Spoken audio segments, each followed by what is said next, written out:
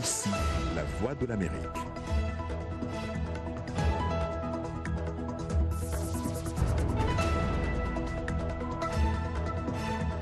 Madame, Messieurs, bonsoir. Bienvenue dans cette nouvelle édition de votre journal. On commence par les titres.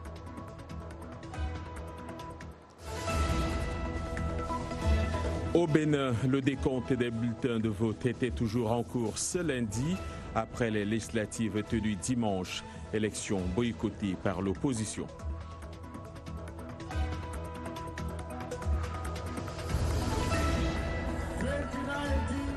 Et nous irons en Afrique du Sud. Le pays s'apprête pour des élections générales le 8 mai prochain, des élections où des jeunes sont au centre de toutes les attentions.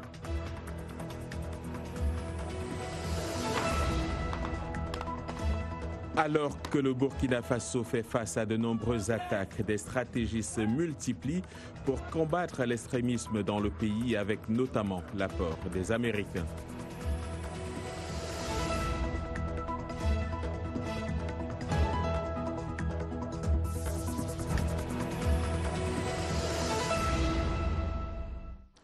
Voilà pour les titres. Bonsoir à tous. L'ombre de la terreur a encore plané sur le Burkina Faso. Le pays est en proie à des attaques djihadistes récurrentes depuis quelques mois. Dimanche, et pour la première fois, c'est une église qui a été visée par une attaque qui a fait 5 morts à Silgadji, à 60 km de Djibo, chef-lieu de la province du Zoum, dans le nord du Burkina Faso. C'est du moins ce qu'indiquent des sources sécuritaires et locales.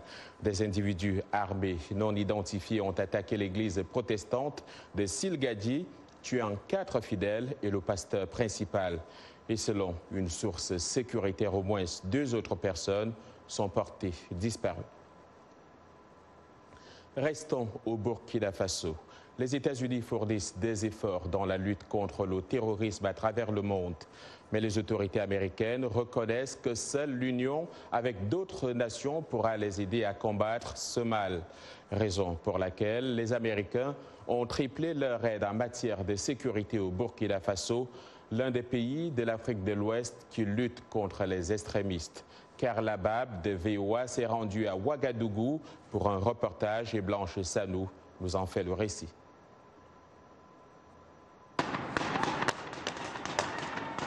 Cela ressemble au pire cauchemar du gouvernement du Burkina Faso. Un match amical à Ouagadougou se transforme en une zone de terreur. Heureusement, cette scène n'est qu'un exercice. Organisé et financé par les États-Unis et des alliés internationaux. Ces exercices entrent dans le cadre de la riposte contre des attaques terroristes dans la capitale burkinabé. Selon des responsables militaires, les exercices comme celui-ci permettent d'améliorer la capacité des forces de sécurité locales à repousser les attaques, protéger les civils et arrêter les terroristes présumés. Nous devons préserver la scène et ne pas détruire les preuves. Nous passons donc du champ de bataille à la détention, de la chaîne de garde, du processus judiciaire à la responsabilité par le biais du système de l'état de droit. C'est la clé du succès à long terme. Malgré cette lutte constante contre le terrorisme au Burkina, Rosie Sendeno, le chargé de la sécurité régionale de l'ambassade américaine, estime qu'un problème majeur demeure. Les affaires de terrorisme ne sont toujours pas traduites en justice. Ici au Burkina Faso, il y a beaucoup de cas de terrorisme.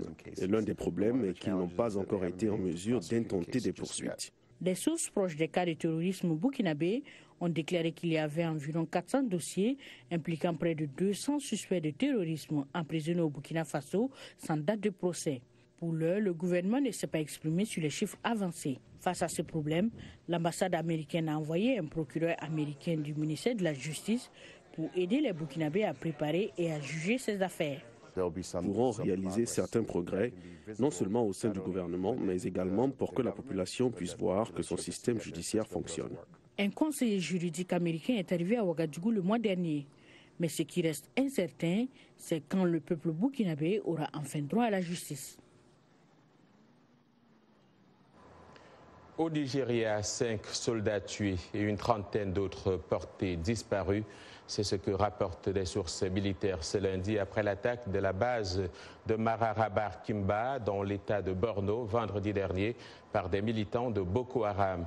Des membres de la faction du groupe djihadiste affilié à l'organisation État islamique ont pris cette base située à 135 km du chef-lieu régional Maïdougouri et se sont emparés d'armes sur place avant de battre en retraite. L'armée nigériane a retrouvé les corps de 5 militaires et des recherches sont en cours pour retrouver les soldats portés disparus. Un officier nigérian affirme qu'il y a de grands espoirs de retrouver les militaires manquants à l'appel. Le Bénin est-il toujours un exemple de démocratie à l'Afrique de l'Ouest? Cette question, beaucoup se la posent ce lundi, au lendemain des élections législatives tenues dimanche. 5 millions d'électeurs béninois étaient attendus aux urnes pour élire 83 députés. Seuls deux partis proches du pouvoir, le Bloc républicain et l'Union des progressistes, étaient en lice pour ce scrutin historique. Le décompte des bulletins était toujours en cours ce lundi pour cette élection où l'opposition n'a pas été autorisée à se présenter. Le scrutin a été marqué par une abstention massive et une coupure totale d'Internet, signe pour nombre d'observateurs d'un tournant autoritaire du président Patrice Talon. Dans une conférence de presse donnée à l'issue du scrutin, le ministre de l'Intérieur, Saka Lafia, a salué le fait que le vote se soit déroulé globalement dans le calme et la discipline, bien qu'on ait observé certains incidents. Pour parler de ces élections législatives au Bénin, accueillons Jean-Claude Nzamba. Vous êtes analyste politique et consultant de VOA Afrique. Bonsoir et bienvenue. Bonsoir, John. Alors, ces élections, qu'est-ce qu'elles valent sans la participation d'une vraie opposition? Je pense que nous trouvons devant une situation très problématique par rapport au Bénin, qui est un havre de paix et qui a toujours montré devant toute l'Afrique et le monde que c'est un exemple de démocratie. Une élection sans l'opposition ou une élection où il n'y a pas d'électeurs massifs qui viennent ne peut pas être une élection crédible. Alors, on peut reprocher aussi à l'opposition de n'avoir pas participé à cette élection. Est-ce que la politique de la chaise vide peut payer dans ce cas, puisque de toute façon, il y aura des députés élus et qui vont siéger à l'Assemblée? Je dirais qu'en général, la politique de la chaise vide ne marche jamais.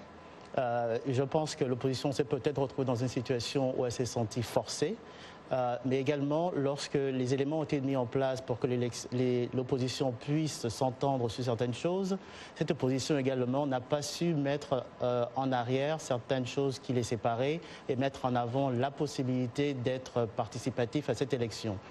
Donc je dirais que la chaise vide n'est pas quelque chose qui marche. Comme vous dites, il y aurait des électeurs qui vont en fait décider au devenir du pays. Alors cette situation dénote évidemment du manque de confiance qu'il y a entre Patrice Talon et l'opposition et même les Béninois. Que doit-il faire pour rétablir la confiance? Je pense que les institutions, comme M. Obama l'avait si bien dit, est l'apanage d'une démocratie. Également la participation de la majorité de la population et également ceux qui mettraient en avant la démocratie. Aujourd'hui, je pense qu'avec deux partis qui sont parrainés par M. Patrice Talon qui vont siéger au Parlement, n'est pas vraiment la bonne voie pour aller en avant, pour vraiment garder cette démocratie dont on parle tant au niveau de l'Afrique de l'Ouest. Et très rapidement, on l'a observé ailleurs en Afrique, le Bénin a coupé Internet durant ces élections. Ça devient une sauce qui fait recette? Apparemment, on l'a vu au Gabon en 2016, on l'a vu au Tchad, on l'a vu au Congo-Brazza. Je pense que l'accès à Internet, selon les droits de l'homme au niveau des Nations Unies, est un droit au peuple. Et lorsque cet Internet est coupé, c'est une violation aux droits de l'homme. Et cette élection qui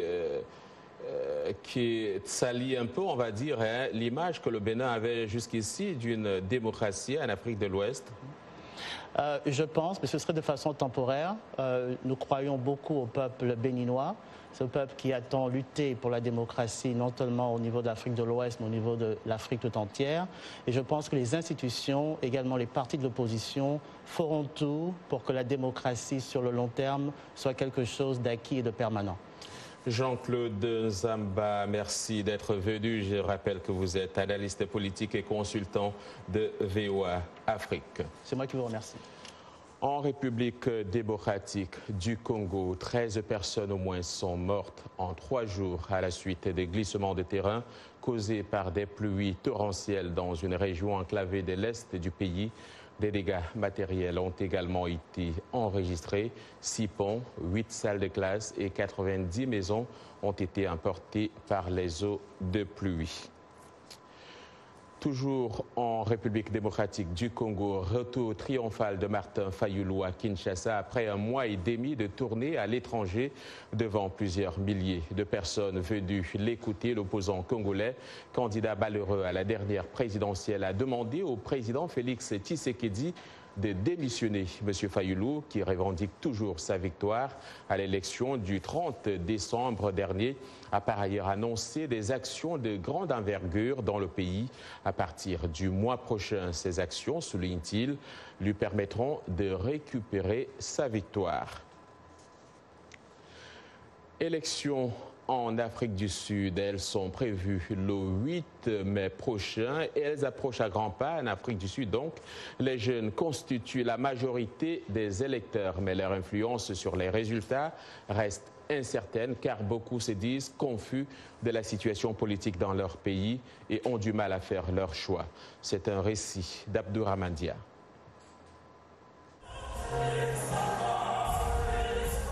L'ANC, le Congrès national africain, au pouvoir depuis la fin de l'apartheid, continue certes de mobiliser, mais les différents scandales financiers ayant secoué le gouvernement ces dernières années ont fini par faire douter les plus jeunes qui n'ont pas forcément de lien émotionnel avec le parti de Nelson Mandela. Je vais dire, je ne veux manquer de respect à personne, mais je pense que c'est un fait pour l'ANC. Je le pense fondamentalement. Sauf que Kadlego Mor n'est plus sûr de son choix.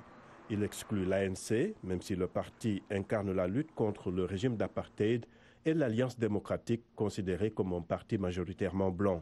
Il penchait vers le parti d'extrême gauche, les combattants pour la liberté économique de Julius Malema. Je soutenais les combattants pour la liberté économique parce qu'ils exprimaient les opinions de la jeunesse. Ils nous ont fait comprendre que notre colère était justifiée. Vous savez, ils le disent haut et fort, ce que les autres partis comme l'Alliance démocratique et l'ANC ne font pas. Mais Kadlego Mor a changé d'avis et ne sait plus s'il va voter le 8 mai. Lebon Hiassa, lui, est un lycéen qui s'apprête à voter pour la première fois. Même s'il constate une certaine désaffection des jeunes envers la politique, il continue de croire que son vote peut faire la différence. Beaucoup de personnes ne votent pas de nos jours parce qu'elles disent que leurs problèmes demeurent même si elles votent. Les partis ignorent les préoccupations des électeurs et continuent leur activité après avoir gagné. Je pense que mon vote peut faire une différence. L'Afrique du Sud a un taux de chômage de plus de 27%. Les jeunes veulent un débat politique centré sur l'emploi, la lutte contre la corruption et la criminalité, 3 fléaux dont ils sont les premières victimes. Ici, aux États-Unis, Joe Biden est à Pittsburgh ce lundi. L'ancien vice-président américain effectue sa première apparition dans le cadre de sa campagne depuis le lancement de sa candidature à l'investiture démocrate à la présidentielle de 2020 la semaine dernière. Le dernier des 20 candidats démocrates à se lancer dans la course a dominé les dépenses publicitaires sur Facebook la semaine dernière. Selon le réseau social, Biden a dépensé un peu plus de 400 000 $ entre le 21 et le 27 avril. Biden annonce également avoir collecté 6,3 millions de dollars dès son premier jour, dévançant ainsi tous les autres démocrates. Et puis ici, toujours ici aux États-Unis, la ville de Poway en Californie est toujours sous le choc 2 jours après une fusillade dans une synagogue ayant fait 1 mort et 3 blessés.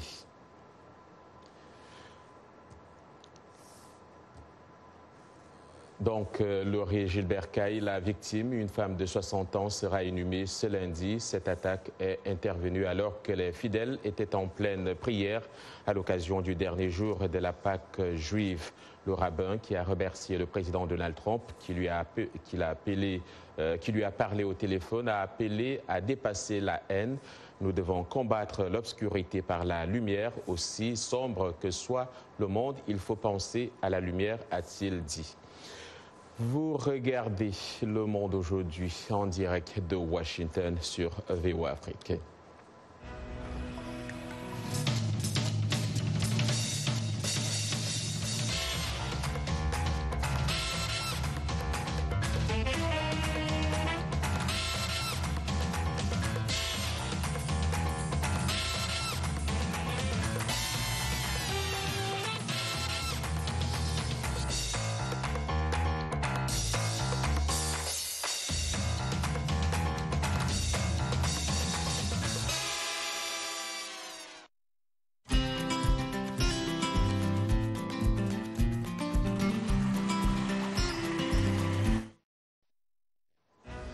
Le Monde aujourd'hui en direct de Washington sur VOA Afrique, les titres de cette seconde partie de votre journal.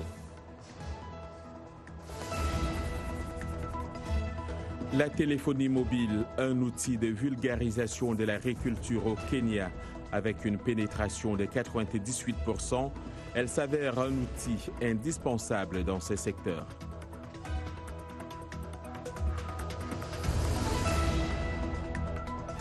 L'art au service de la politique au Soudan. Des artistes travaillent sur une bannière de 3 km pour raconter la révolution qui a eu raison d'Omar el-Béchir.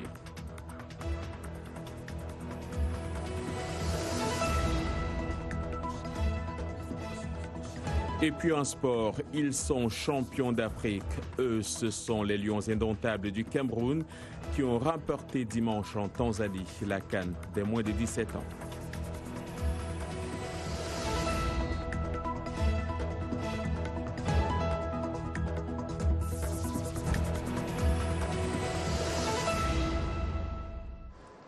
C'est lundi et nous avons rendez-vous avec Arzouma Compaoré. C'est dans le cadre d'Afrotech. Arzouma, bonsoir et bienvenue. Bonsoir John et bonsoir à toutes et à tous. On se rend tout de suite au Malawi où le président Arthur Peter Mutharika a procédé au lancement d'une cellule numérique de surveillance sanitaire dans la capitale Lilongwe. C'est une plateforme de logiciels destinée à aider le gouvernement à prendre des décisions éclairées sur les politiques et les programmes en matière de santé, notamment sur le VIH. Cet outil innovant vient renforcer les systèmes d'information nationaux grâce à une visualisation en temps réel des données issues de multiples ensembles. La cellule de surveillance sanitaire est une innovation capitale car en diffusant ces données en temps réel, celles-ci permettent une meilleure compréhension de l'épidémie de VIH ainsi que d'autres problèmes sanitaires dans le pays. C'est un outil important et, comme je l'ai dit tantôt, qui met un pas en avant pour le Malawi où environ 1 million de personnes vivent avec le VIH aujourd'hui. Le pays espère en finir avec l'épidémie de sida d'ici 2030. Chaque lundi, un rendez-vous que nous attendons, c'est le focus de la semaine Arzouma. Eh bien, John, les innovateurs kenyans misent sur les technologies numériques pour attirer les jeunes vers une agriculture dominée en partie par la population vieillissante. Une pénétration de téléphonie mobile de 98% selon les dernières données de l'autorité de communication du Kenya. Le téléphone portable s'avère un outil important de vulgarisation dans les régions où de tels services ne sont pas disponibles. C'est un reportage que je reprends pour vous dans Afrotech. C'est de Sarah Kimani. Suivez plutôt. Penina Wanja a constaté elle-même le défi que cela représente d'élever du bétail sans l'aide d'un professionnel. En tant qu'agent de vulgarisation en exercice, Wanja a remarqué un manque d'informations qui forçait les agriculteurs à tâtonner avant de se rabattre sur des séries d'essais et d'erreurs dans leurs activités agricoles quotidiennes. C'est une lacune que j'ai constatée après avoir examiné les statistiques et la nature du terrain. Notre gouvernement a fourni un agent de vulgarisation à près de 4000 agriculteurs, ce qui fait que ces services essentiels sont réellement nécessaires. C'est alors qu'elle a créé DigiCow, une application de téléphonie mobile offrant aux agriculteurs des conseils d'experts avec la possibilité de tenir des registres à jour. L'application permet de maintenir vos registres à jour, par exemple pendant la saison de l'accouplement, puis de savoir quand votre vache va mettre bas. Mais autrefois, nous devions écrire toutes les dates et effectuer un compte à rebours. Selon la Banque mondiale, 80% de la population du Kenya est composée de petits agriculteurs. DigiCow est un exemple de la façon dont la technologie peut être utilisée pour combler le manque de connaissances dans le secteur. Nous devons changer les mentalités des jeunes, les encourager à s'engager dans l'agriculture. Sinon, si cela ne change pas, l'utilisation de ces technologies sera nulle. Pour faire face aux problèmes liés à l'analphabétisme, DigiCow dispose d'un service vocal qui, selon Wanja, s'est révélé une aide précieuse pour les agriculteurs les plus âgés. Voilà, selon la conceptrice, plus de 3500 agriculteurs utilisent déjà l'application DigiCow. Et Arzouma, voilà, voici venu le temps des folies d'invention. De quelle folie parlons-nous aujourd'hui? En fait, imaginez un lieu et place d'échafaudage autour de grands bâtiments. Imaginez un essaim de drones effectuant méthodiquement toutes sortes de tâches ménagères, du nettoyage des fenêtres à la recherche de problèmes en passant par la maintenance. Et oui, les drones seront peut-être les ouvriers de demain.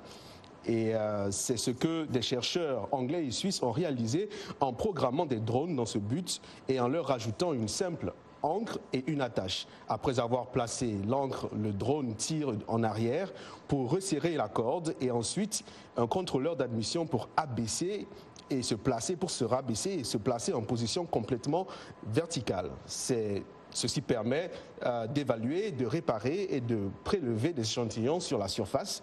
Ces drones, comme je le disais tantôt, sont également en mesure de surveiller en permanence de grandes structures et surtout leur gestion et leur maintenance de routine et à un coût réduit.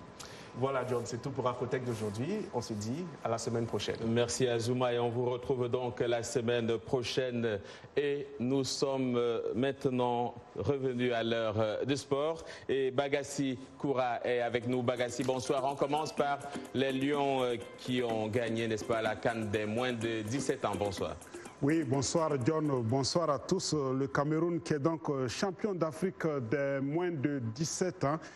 Les Camerounais qui étaient opposés à la Guinée hier en finale. Ces Lionceaux donc l'ont emporté au tir au but, 5 contre 3. Après donc les 90 minutes de jeu, les deux équipes n'ont pu faire mieux qu'un match nul de 0-0. Il a donc fallu l'épreuve fatidique des tirs au but pour les départager.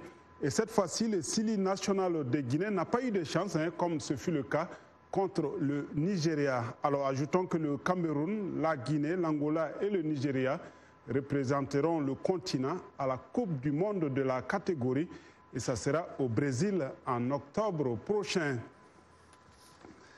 Le CS Sfaxien et le Zamalek sont vainqueurs des matchs allés en demi-finale de la Coupe CAF. Poussé par un énorme public au stade Taïb Mehiri, la formation tunisienne de Sfax a gagné donc son match à domicile face aux Marocains de la RS de Berkane 2-0. Le club sportif sfaxien se déplacera un peu plus sereinement au Maroc pour le match retour dimanche prochain. Par contre, il y a eu moins de buts dans l'autre demi-finale aller entre les Égyptiens du Zamalek et SC et l'Étoile sportive du Sahel. Il faut dire que les Tunisiens se sont imposés 1-0. Et notons que l'Ivoirien Eric Bailly va manquer la CAN 2019. Le défenseur de Manchester United est touché à un genou et ne rejouera pas le reste de la saison. Eric Bailly s'est blessé au genou droit lors du match de Premier League hier dimanche contre Chelsea à Old Trafford. L'Ivoirien âgé de 25 ans a subi une lésion des ligaments internes lors d'une collision avec le milieu Matteo Kovacic lors du match donc contre Chelsea qui s'est terminé par un score d'1 but partout. Et en RDC, notons cette suspension du secrétaire général de la Fédération de football, Yangui Bokinda. Il a été suspendu donc après une décision du comité exécutif suite donc à la disqualification de la CAF des Léopards espoirs des éliminatoires de la CAN des moins de 23 ans à cause notamment de l'inéligibilité du défenseur congolais Arsène Zola. Arsène Zola, il faut le dire, un joueur du TP Mazembe, avait fait l'objet d'une plainte de la Fédération royale du Maroc à l'issue de leur double confrontation. Il est né, Arsène Zola, il est né le 23 février 1996, alors que le règlement de la compétition exige que les joueurs soient nés après le 1er janvier 1997. Et terminons donc par l'Europe, la Première Ligue en Angleterre, et Van Dijk, qui a été désigné le meilleur joueur donc de l'année par ses pairs. Le défenseur néerlandais de Liverpool, qui succède au palmarès à son coéquipier Mohamed Salah, a été préféré par les joueurs de Premier League à l'attaquant de Manchester City, Raheem Sterling, sacré jeune joueur de l'année. Virgil van Dijk, 27 ans, a rejoint Liverpool en janvier 2018 contre 87 millions d'euros en provenance de Southampton. Rappelons que le Sénégalais Sadio Mané était le seul joueur africain en lice pour le titre de meilleur joueur du championnat anglais. Merci John. Merci Bagassi et à la prochaine. Alors que les pourparlers entre les manifestants soudanais et les militaires progressent très lentement sur la question du régime civil, un groupe d'artistes tente d'insuffler une impulsion colorée au processus. Ces artistes protestataires peignent une bannière de 3 km sur laquelle ils racontent la révolution en cours au Soudan. Les précisions avec Ruth Elmeng-Torp. Son reportage est repris ici par Irénée Herman Umbo. L'artiste Mohamed Azraf, âgé de 40 ans, est en permanence ici, dans le centre de Khartoum, depuis décembre, où il proteste avec des milliers de Soudanais contre la pénurie de carburant, de produits alimentaires et contre la situation politique de son pays. Juste le renverser. Juste le renverser.